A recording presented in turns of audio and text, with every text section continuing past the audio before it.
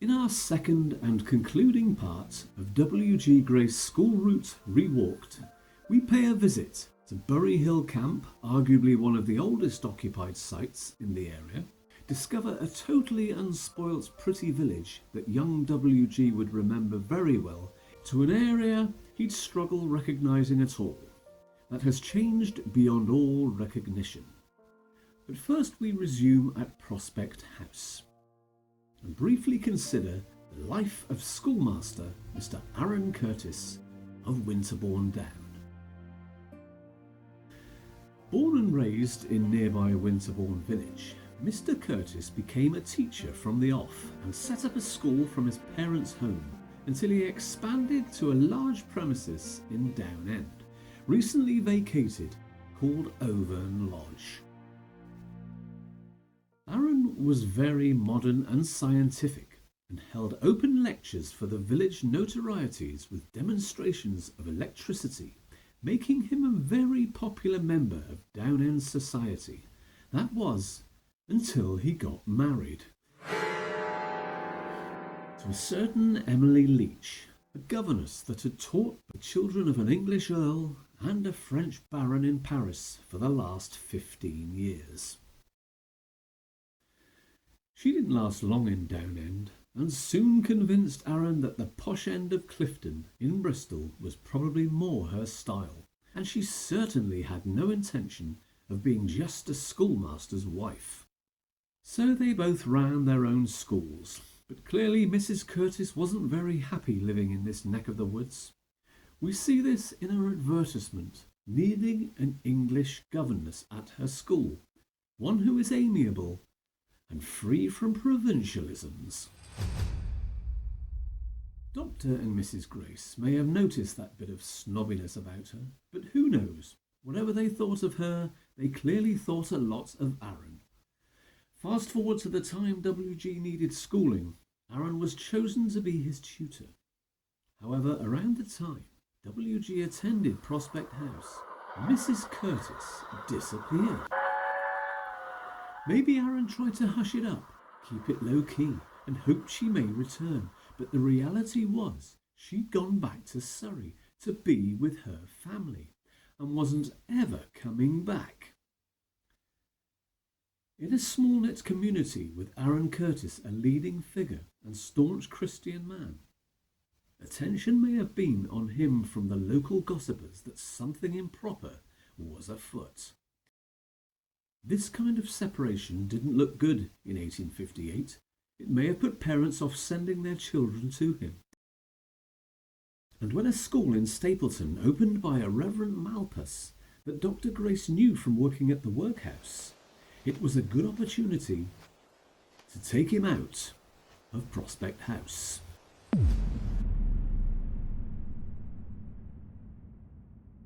As we head back, we see Mr. Curtis Methodist Church on the left. Like W.G. and the tiled mural on the side of a Down End building, Aaron Curtis was similarly remembered to the side of this building, a legacy set in stone, he evidently being a key mover and shaker during the construction of this fine-looking church. We continue retracing our route past the old post office and down Mill Steps. Just past the site of Winterbourne Mill and left up this footpath, we take a little detour via Bury Hill Camp. I like to think young W.G. learned all about this place from Mr. Curtis on a school field trip. I imagine all the boys sat on the grass mounds hearing exciting stories of hunter-gatherers living here in the Paleolithic period, hunting woolly mammoths on death-defying adventures. Then with occupancy in the Iron Age and onward to the Romans in the 3rd and 4th centuries A.D. While we're here, I want to talk about another visitor to Bury Hill Camp, the daughter of a reverend from Down End, Nora Peach, as quoted from her journal of 1876. It paints a wholesome picture of Victorian respectability, where teenagers could enjoy innocent social activity Somewhere even WG might also have come with his friends. In the 19th century, to come up here to this old camp is what a few young people used to do, according to the Nora Peach diary.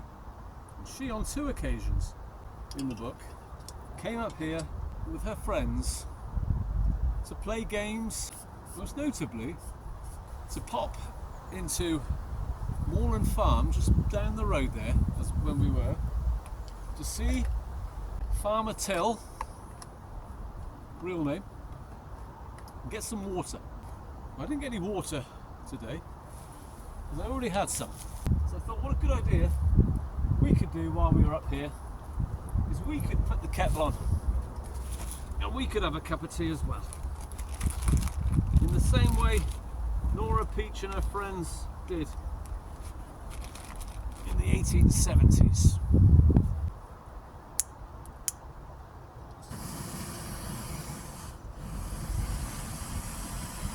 Few days.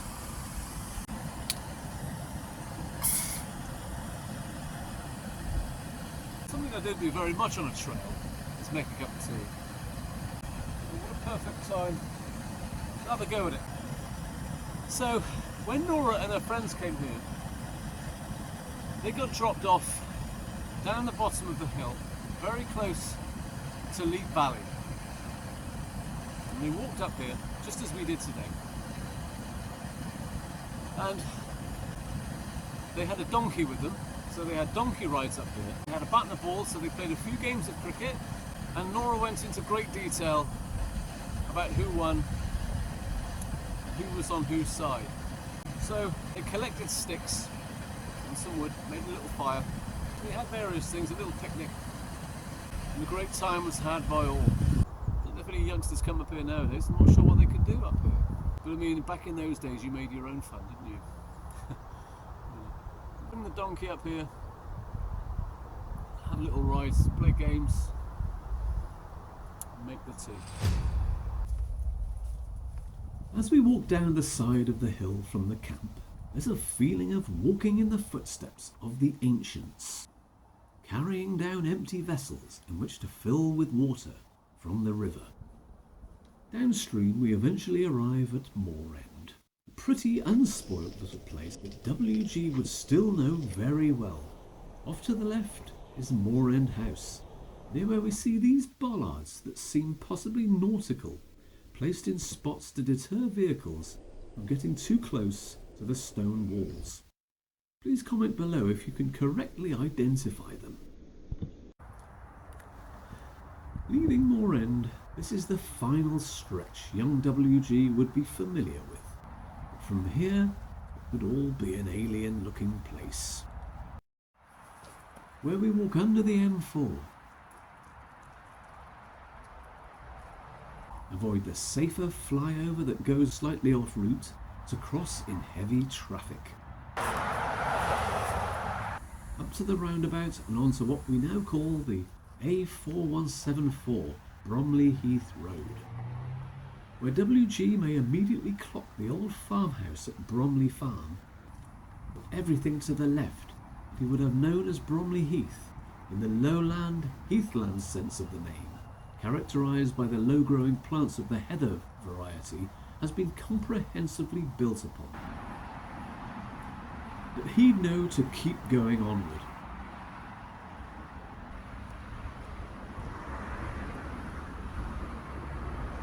To turn left at the crossroads to where he would have quite a shock.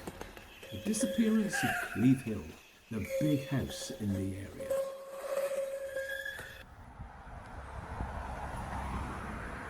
He may have cut over fields to arrive at the orchard back in the day. Now there's a road that hooks up close to that, called Cleve Hill Extension. Back to Co-op Car Park. So that's it for today. Hope you had a good time. I certainly did. Catch me on the next one, and we'll see you soon, eh? Cheers.